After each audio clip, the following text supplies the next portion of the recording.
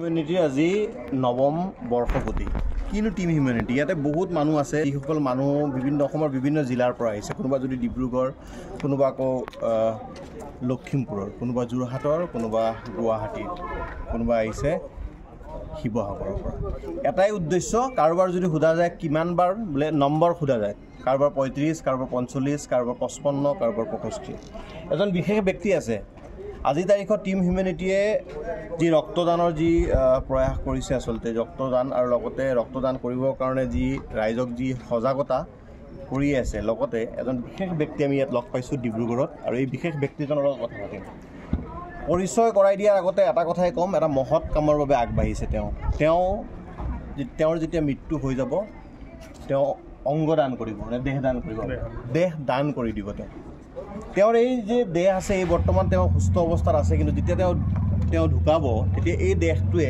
বেলেগক উপকাৰ কৰিব তাৰ উদ্দেশ্যে তেওঁ দেহদান কৰে কি ক'ব আপুনি আচলতে কিয় আপোনাৰ মনলৈ এনেকুৱা ধৰণৰ কথা আহিল যে আপুনি দেহদান কৰিব তাৰপিছত এইটো যাতে কামত লাগে সেইটো উদ্দেশ্যলৈ কৰা হয় কি নাম আপোনাৰ শিৱনাথ বাৰৈ ক'ত ঘৰ মোৰ অৰিজিনেল ঘৰ গোৱালপাৰা 1 নম্বৰ কলনীত মই গোৱালপাৰা কলেজত আছিলোঁ 86ত মই তাতে কলিকতাত আৰ্ট কলেজত পঢ়িবলৈ যাওঁ হয় তাতে ৰবীন্দ্ৰভাৰতী ইউনিভাৰ্চিটিৰ পৰা মই 91ত ওলাম হয় ওলাই তাতে অল ইণ্ডিয়া যি মিউজিয়াম আছে ছায়েন্স চিটি আছে এইবিলাক কাম কৰোঁ কি কাম কৰে মই মিউজিয়ামৰ কামেই আৰ্টিষ্টিক কাম মই ডিব্ৰুগড় কলেজৰ মেডিকেল কলেজৰ যি ব্ৰঞ্জ ষ্টেচুটো আছে সন্মুখতে গেটৰ মুখত সেইটোও মই কৰা আপুনি বনাইছে আচ্ছা আপুনি এজন আৰ্টিষ্ট মই এজন আৰ্টিষ্ট নাই এতিয়া কথাটো কৈছে যে আপুনি দেহ দান কৰি দিব আপুনি মৰাৰ পিছত দেহ দান কৰিব আপোনাৰ ভয় লগা নাই নে কিয়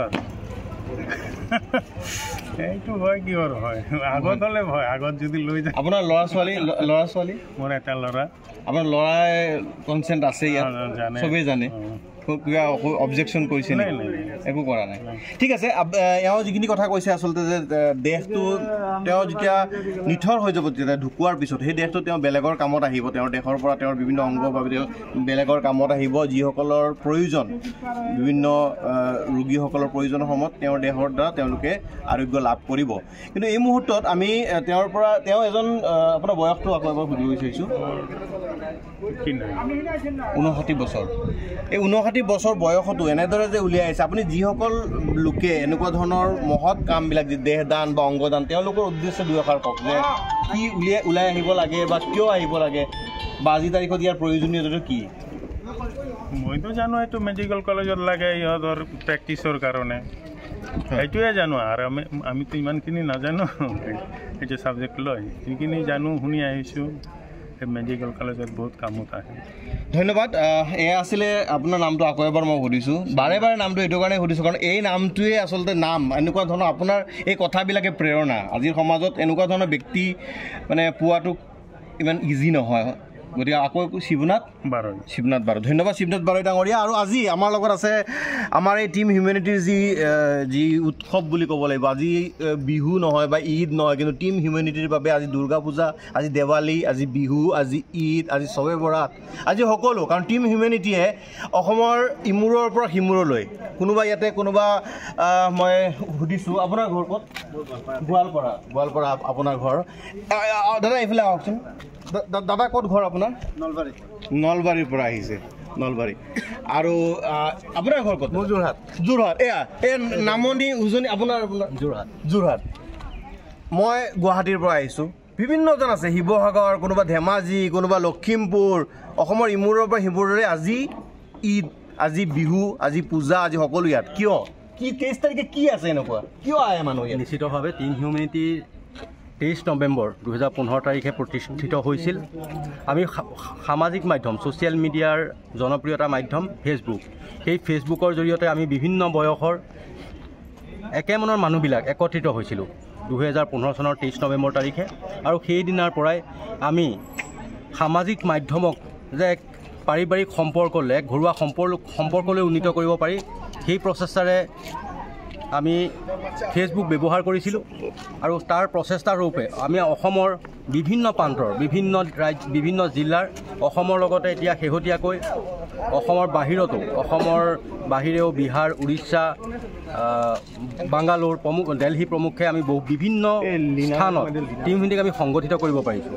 আমাৰ উদ্দেশ্য এটাই যে আমি জাতি ধৰ্ম বৰ্ণ এইবিলাকৰ ঊৰ্ধত আমি এক মানৱীয় সম্পৰ্ক প্ৰতিস্থাপনেৰে আমাৰ যুৱ প্ৰজন্মক যাতে সংগঠিত কৰিব পাৰোঁ সেই প্ৰচেষ্টাৰে আমি আগবাঢ়িছিলোঁ বা সেই প্ৰচেষ্টাত আমি আগবঢ়াৰ এটা চেষ্টা কৰিছোঁ আৰু এই ক্ষেত্ৰত আমি কিছু পৰিমাণে সফল হৈছোঁ। বিগত 9টা বৰ্ষত আমাৰ আশা বা আমাৰ ইচ্ছা এইটোৱেই যে অসমৰ প্ৰত্যেকখন জিলাৰ প্ৰত্যেকখন গাঁৱৰ প্ৰত্যেকটো চুবুৰীৰ প্ৰত্যেকখন চহৰৰ প্ৰত্যেকটো ৱাৰ্ডৰ প্ৰতিজন যাতে সুস্থ হৈ থাকে আৰু তেওঁলোকৰ মনত জাতি ধৰ্ম বৰ্ণ এইবিলাকৰ যে বিভেদ যাতে নাথাকে, তেওঁলোক একত্ৰিত হয় আৰু সেই প্ৰচেষ্টাৰে এক মানৱীয় যাত্ৰা হিচাপে আমি অন্য প্ৰকাৰেতো নোৱাৰোঁ।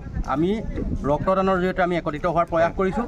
লগতে আমি দেহদান আৰু অংগদান এই কাৰ্যসূচীবিলাকৰ ক্ষেত্ৰত আমি আগুৱাই যাম বুলি আমি এই কাৰ্যসূচীবোৰ সফল ৰূপায়ণ কৰিম বুলি আমি প্ৰচেষ্টাৰে আগবাঢ়িছোঁ। আমি মানৱীয়তাৰে আগবাঢ়িম। আচলতে আমাৰ সকলোৰে তেজৰ ৰং ৰঙা আৰু আমাৰ এই যে আজি উৎসৱ, আজি যে এই মই আকৌ কৈছোঁ আজি আমাৰ কাৰণে উৎসৱ।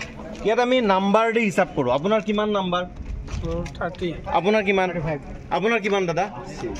আপোনালোকে হয়তো এই আৰু মেইন আচল মানুহজন আছে ইয়াত। আপোনাৰ কিমান নাম্বাৰ? 48। আপোনালোকে হয়তো ভাই দিছে কি নাম্বাৰ সুধি আছে? 38 জাৰ্চি নাম্বাৰ নহয়, এয়া হৈছে তেওঁলোকে টেষ্ট দিয়া সংখ্যক, কিমান সংখ্যক বাৰ টেষ্ট দিছে। আকৌ সুধিছোঁ কিমান বাৰ? 48 বাৰ। 48 2বাৰ আৰু দিলে হাফ চেঞ্চুৰী হৈ যাব। কিমান? 35। মোৰ নিজৰ 34। আপোনাৰ কিমান? 30 বাৰ। আপোনাৰ কিমান? 51। এটা ক্লেপ লাগে এখন। এই আছে ঢেকীয়াজুলি কিমান? মোৰ 16 বাৰ হৈছে। 16 বাৰ হৈছে। আমি সকলোৰে নম্বৰ কিমান দাদা? কিমান নম্বৰ আপোনাৰ? নম্বৰ কওক। 20-25 কওক। গমেই নাপায় কিবা দিয়ে থাকে। 20-25 ক'ত ঘৰ আপোনাৰ? তেজপুৰ। আচলতে আজি আকৌ কৈছোঁ, আজি দুৰ্গা পূজা, আজি কালী পূজা, আজি দেৱালী, আজি হোলী, আজি ঈদ, আজি চবে বৰাত, আজি বিহু আমাৰ কাৰণে এয়াই। কি কৰে আপোনালোকে? এয়া চিনাকি কৰাই দিছোঁ। কি নাম আপোনাৰ? এই হাতত কি লৈছে? আজিও দিছে আপুনি? কিমান বাৰ হৈছে? কিমান নম্বৰ আপোনাৰ? 28। এয়া বয়স?